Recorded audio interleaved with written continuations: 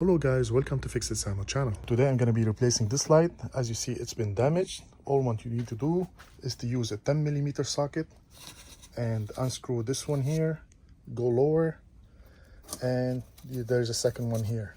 Once you remove these two, you'll be able to remove the light very easily.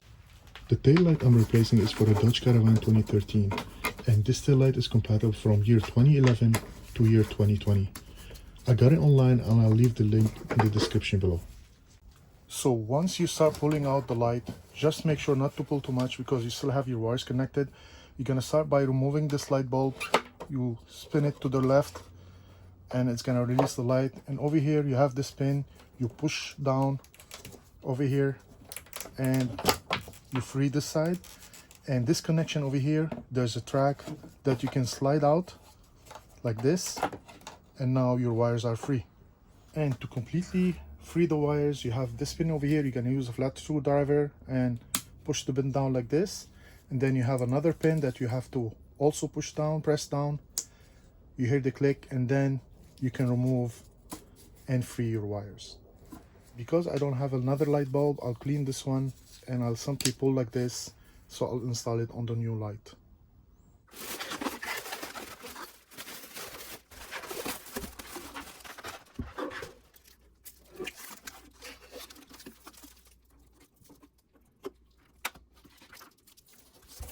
Alright, so I'll be removing the same thing as I did in the car. I'll be removing the wiring, and simply like I did before, I'm gonna be installing the old light bulb. And don't forget to remove this one because it's very hard to push on the lock, to press on the red lock once you install the light. So I'd rather remove it, and you have a pin over here, like you push with the flat screwdriver and it's gonna slide out. Same thing here, you press the button and it's gonna release all your wiring. And now you're ready to install it on the car. Just make sure not to throw the old wiring system because it might become handy one day. So just keep it in case. And once we install our wire, make sure to push all the way to the bottom and then click back the lock, and it's going to be secured in its place.